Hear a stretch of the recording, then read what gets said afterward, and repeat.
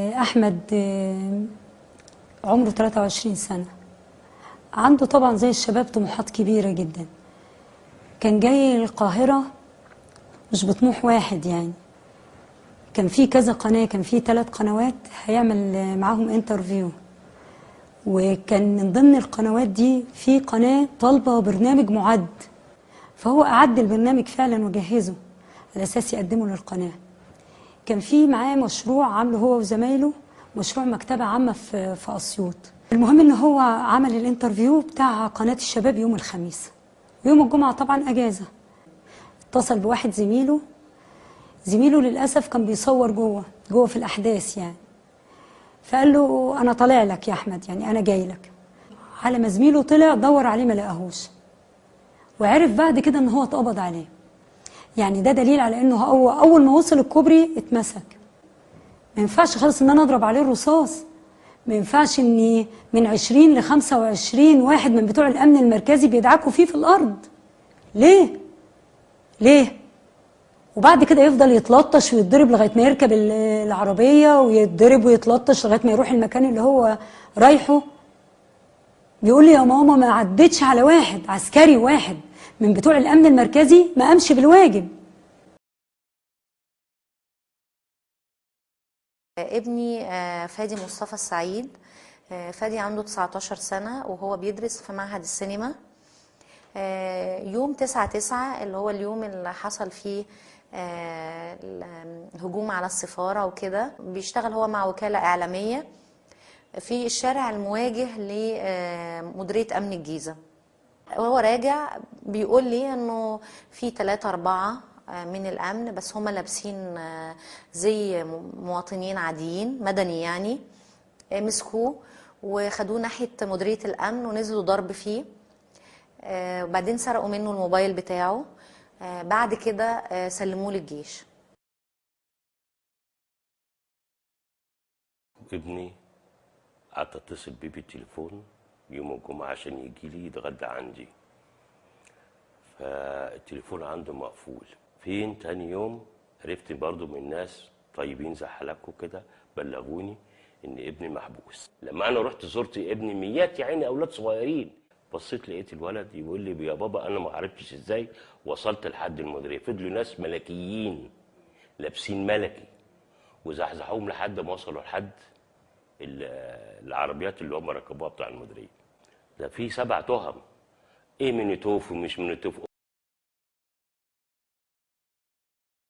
انا ماشي شفت من بعيد شريف زينهم جاي، كان معاه بنتين ما اعرفهمش. انا اعرف شريف من اعتصام التحرير اول مره. ندهت له من بعيد فقرب لي، كنا واقفين تحت كوبري الجامعه. سالته واصل من قد ايه؟ قال لي انا لسه واصل. قلت له ايه اللي حصل هنا؟ قال لي ما اعرفش. اول ما وقف قدامي وابتدينا نتكلم مع بعض، لقيت عساكر لابسين جيش جايين من ورا وابتدوا يشدوه. هو مسك في دراعي، انا مسكت في ايده، وهم ابتدوا يشدوه يضربوه جامد بالاقلام، ويقول لهم طب في انا عملت ايه؟ ويقولوا له هو، وهم عمالين يقولوا له خد هنا ياض، وعمالين يضربوه بالاقلام. جه عميد جه لواء، كان نسره 3 نجوم وبرنيطه حمراء، فافترض ان هو شرطه عسكريه. فبقول له هو ليه اتمسك؟ ده انا لسه شايفه جاي زيه، هو ليه اتمسك؟ قال لي احنا ما بنحترمش حقوق الانسان هنا، احنا في بلد ما بنحترمش فيها حقوق الانسان. الناس ابتدت تتلم، وهو قعد يزعق بصوت عالي جدا، وقعد يقول بذمه ابوك ده منظر حد؟ ده انت لازم لما تشوفه كده تشتبه فيه، عشان شريف منظره فقير، يعني هو منظره على قد حاله يعني. قال لي لو حد زيك كده انا مش همسكه، حد زيك كده مش هشتبه فيه، لكن هو ده لازم تشتبه فيه، لازم تمسكه تحرك. المقارنه فاقعه اللون بين هؤلاء الذين كانوا يحكموننا وفعلوا بنا ما فعلوا ويواجهون الآن القضاء المدني، بينما هؤلاء الذين وضعوا رقابهم على السيف كي يسقطوهم وخاطروا بكل شيء، هم الآن يواجهون القضاء العسكري، أو الأقل كثير منهم. في شهادة لعلي صبحي اللي هو كان مقبوض عليه 9 مارس وطلع 12 مارس بالليل. الفنان علي صبحي. الشهادة بتاعته بتوصف انه خلال المحاكمة في وراهم بيطبخوا اكل للسجن، وكل شوية القاضي او الضابط المتولي المحاكمة بيقول لهم يوطوا صوتهم عشان يعرف يركز. فده لوحده يبين لك قد ايه هي مسرحية، هي مش محاكمة حقيقية عادلة هدفها يعني ارساء الحق، هي محاكمة مسرحية عشان يتقال ان هم اتحاكموا.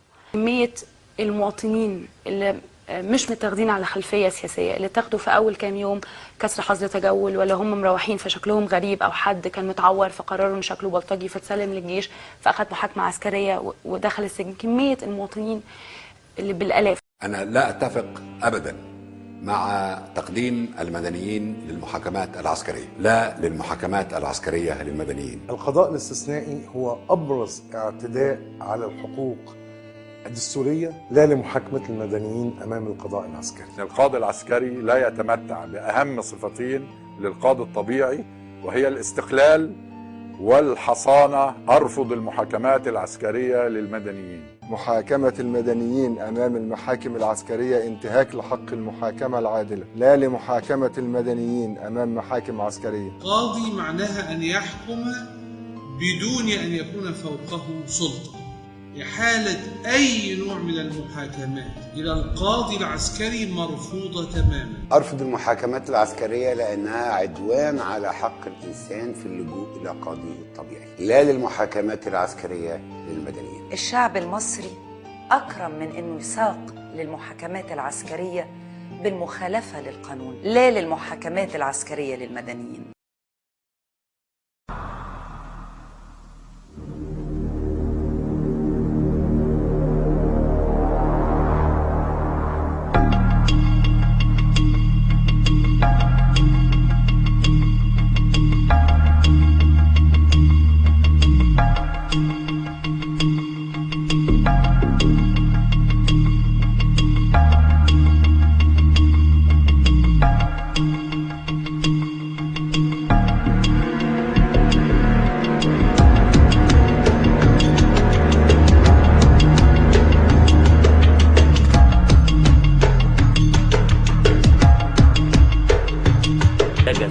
بيحرر ويخاف على بلده.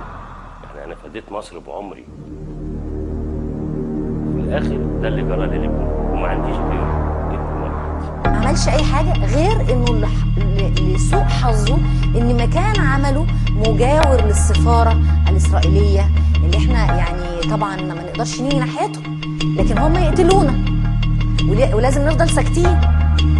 ده لازم يتغير، يعني لازم يتغير. مصر اتغيرت اذا كان القائمين عليها مش واصل لهم ده، يبقوا هم لسه نايمين مش في العسل، نايمين في كابوس، لان هم هيقوموا في لحظه من اللحظات يلاقوا ده مش موجود. لازم يحطوا قدام عينيهم صوره مبارك وهو في القفص، لازم ده يتحط قدام اي حد يستغل سلطاته مهما كان هو منصبه ايه. ولادنا هيخرجوا وهندافع عنهم، وعلى فكره حبسهم بيعلمنا ان احنا ازاي نحافظ على حقوقنا وعلى بلدنا، هيقوينا مش هيضعفنا ولا هيضعفنا. هو يعني الشهامه دلوقتي لازم ندفع ثمنها غالي. احمد طلع على الكوبري لقى ولد متعور فبيجري عشان يساهم ان هو يشيله يعني يرفعه، والظباط دي لابسه مدني، فهو بيشاور لهم بيقول لهم في طوب جاي خليكوا على جنب. ايه بقى جريمته؟ ان يشاور للظباط بايده وقال لهم خدوا جنب. هو ما سمعوش قال ايه، هو شاف حركه ايده بس. ازاي يتجرأ يقول له خد جنب؟ انا طول الليل نايمه بحلم ابني في حضني، عايزه اشوفه، يعني عايزه اسمع صوته. هو محتاج للزياره دي اكتر مني. حضرتك ما تعرفيش المحنه اللي احنا عايشينها شكلها عامله ازاي. انا مش ضعيفه ومش بشتكي ومش هسيب ابني. هم عارفين البلطجيه فين، هم عايزين يجيبوهم هيجيبوهم. نسيب ولادنا، ولادنا ما لهمش اي دخل